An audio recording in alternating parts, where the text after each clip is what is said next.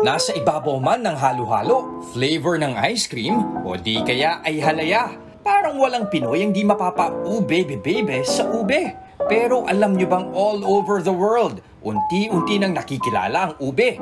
Aba, tinawag pa nga ito ng Forbes bilang the Uber ingredient of 2023. Pero bago pa man mahumaling ang mundo sa ube, halos isang siglo na itong hinahalukay ng pamilya ni Charlene. Nagsimula lahat ng ito sa kanyang lola sa tuhod na si Lola Pining. Ito ay paano nagsimula? Since 1930s pa po. Wow! 1930s, so more... Paano na? Pa isang daang taon na. Opo, 4th generation na po ako. Sige nga, itrace natin ang ube family tree. Ang recipe ni Lola Pining naipasa sa anak na si Rosie, na siya namang itinuro sa anak na si Edgar. At ngayon, na kay Charlene na ang bato, ube. Bakit mo naisipan na gawin na siyang negosyo? Sinabay ko po siya sa paggawa ng cake. So para po makagawa ka ng masarap na ube cake, syempre dapat gumamit ka ng masarap na ube halaya. Sa puhunang 1-5, sinimula ni Charlene ang Auntie Rosie's House of Traditional Ube Halaya and Homemade Goods. Mabenta ang kanilang ube jam, ube macaroons, ube makapuno overload cake, at syempre, ang ube halaya. Pero di pala biro ang gumawa nito. Paghahalo pa lang, inaabot na ng 1 oras. Kaya naman teamwork makes the dream work ang motto ni Chai. Pansin nyo naman dito, it's a family affair. So si Chai, ang anak, si Mami Minnie, at si Tatay Ed.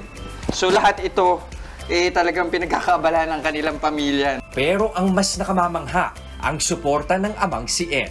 Patuloy lang siya sa paggabay sa anak, kahit pa nawala na ang kanyang paningin dahil sa sakit, ilang dekada na ang nakararaan.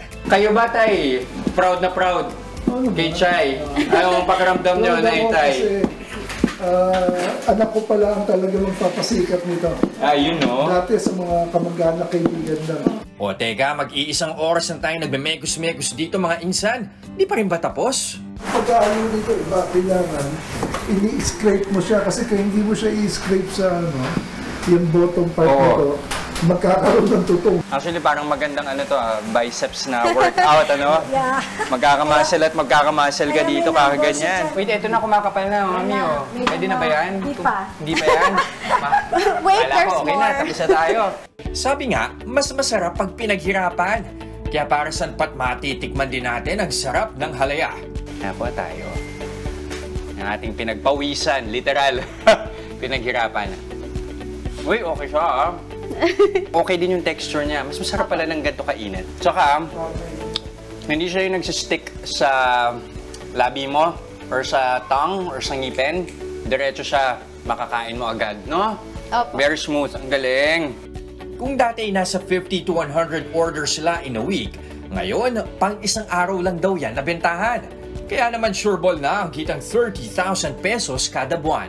Kamakailan nga ay binuksan na ang kanilang pop-up store sa Pasay City. Ano yung isa sa pinakamahalagang lessons na natutunan mo sa pagnenegosyo? Maging matalino sa pera.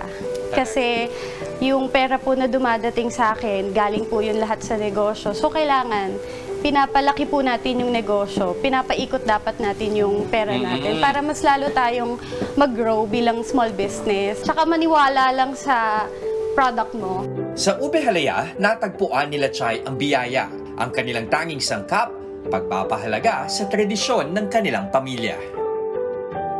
Mga kapatid, Jess De Los Santos po, huwag magpauli sa mga umaaksyong balita at napapanahong issue sa bansa. Para sa mas malawak na balitaan, mag-subscribe at mag-follow sa social media pages ng News 5.